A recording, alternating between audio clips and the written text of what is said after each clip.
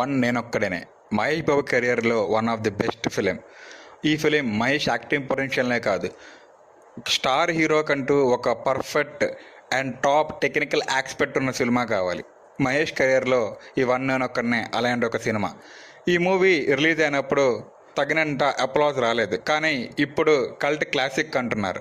అలాంటి సినిమా మళ్ళీ ఇంకోటి రాదు అంటున్నారు.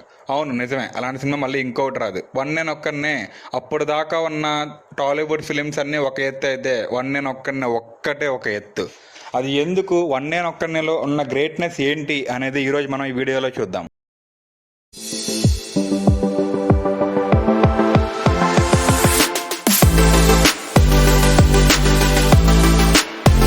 వన్ నేను ఒక్కడనే 2014లో రిలీజ్ అయిన ఈ సైకలాజికల్ థ్రిల్లర్ ఫిలిం స్టోరీ మనందరికీ తెలుసు.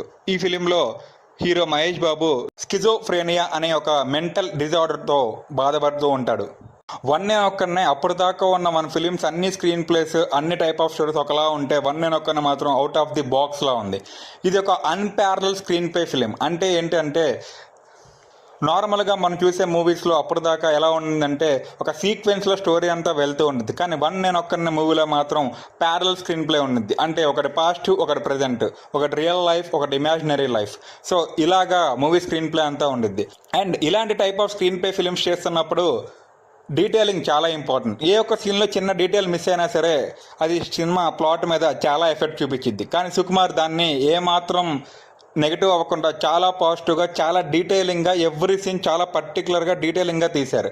అది ఈ సినిమాకి one of the major asset అని చెప్పాలి. ఇలాంటి మూవీస్లో ఓన్లీ హీరో యాక్ట్ చేస్తేనో, డైరెక్టర్ స్క్రీన్తేనో సినిమా హిట్ అవ్వదు అండ్ సినిమా ఫ్లోలోకి మనం తీసుకెళ్ళవు. దీంట్లో మెయిన్ కీ థీమ్స్ ఏంటి అంటే సినిమాటోగ్రఫీ అండ్ మ్యూజిక్. దీంట్లో సినిమాటోగ్రఫీ చేసిన రత్నవేలు గారు ఒక్కొక్క సీక్వెన్స్ని, ఒక్కొక్క మూడ్ మనం తెప్పిస్తాకి వాళ్ళు డిఫరెంట్ లొకేషన్స్లో ట్రావెల్ చేసి ఆ లొకేషన్ ఎలా ఉంది అంటే మనం కూడా మూవీ మూడ్తో సింక్ చేసేలా ఉన్నాయి. సో దీంట్లో సినిమాటోగ్రఫీ చాలా కీ రోల్ పోషించిందని చెప్పాలి. అండ్ అలాగే మ్యూజిక్ ఇచ్చిన దేవిశ్రీ ప్రసాద్ కూడా ఆ పర్టికులర్ మూడ్కి, ఆ పర్టికులర్ ఎన్విరాన్మెంట్కి సూట్ అయ్యే మ్యూజిక్ ఇచ్చారు. ఇలాంటి మూవీస్ మ్యూజిక్ కొట్టడం కొద్దిగా కష్టం. నార్మల్గా మూవీస్లో ఏంటంటే ఒక బేస్ మ్యూజిక్ తీసుకొని దాన్నే మూవీ అంతా కంటిన్యూ చేస్తారు, ఒక థీమ్ మ్యూజిక్ లాగా. బట్ ఇలాంటి టైప్ ఆఫ్ థ్రిల్లర్ మూవీస్లో ఏంటి అంటే అలాగా ఒకటే థీమ్ తీసుకొని మూవీ అంతా పెడతాం అవ్వదు. ఒక్కొక్క ఎన్విరాన్మెంట్, ఒక్కొక్క మూడ్ బట్టి మ్యూజిక్ అనేది చేంజ్ చేస్తూ ఉండాలి. వన్ నేను ఒక్కడనే మూవీ స్క్రీన్ ప్లే మూవీస్కి ఒక ఎనాటమీ లాంటిది. ఎవరైనా సరే స్క్రీన్ ప్లే బేస్డ్ మూవీస్ చూడాలంటే ఒక డైరీ లాగా ఉపయోగపడుద్ది. ఆ మూవీ చూస్తుంటే చాలా మనకి ఫిలిం మేకింగ్ టెక్నిక్స్ చాలా తెలుస్తాయి. ఇలాంటి మూవీస్ రాయటానికి సుకుమార్ ఎంత కష్టపడ్డారో నాకు తెలియదులే, కానీ జనరల్గా ఇలాంటి type of genre films star heroes పెద్దగా యాక్సెప్ట్ చేయరు. ఎందుకంటే వాళ్ళ ఫ్యాన్స్ దాన్ని తీసుకోలేరేమో అని చెప్పి చిన్న భయం వాళ్ళ లోపల ఉండిద్ది. కానీ మహేష్ వాటన్నింటిని ఓవర్కమ్ చేసి ఈ ఫిలింని యాక్సెప్ట్ చేశారు. ఈ ఫిలింలో మహేష్ యాక్టింగ్ ఎలా ఉంది అంటే ఈ ఫిలిం మహేష్ కాకుండా వేరే ఎవరు చేయలేరేమో. ఈ ఫిలిం ఎన్నిసార్లు చూసినా సరే కొత్తగా అనిపించింది. మీరు ఇప్పుడు వెళ్ళి కావాలంటే చూడండి, ఆ మూవీ మీకు బాగుందిగా అని చెప్పి అనిపించింది.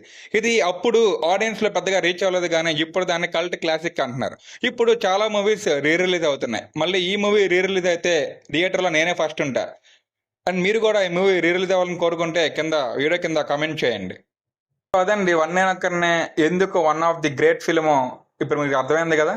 సో వీడియో నచ్చినట్టయితే వీడియోని లైక్ చేయండి, షేర్ చేయండి, సబ్స్క్రైబ్ చేయండి, పక్కన బెల్ ఐకాన్ ప్రెస్ చేయండి.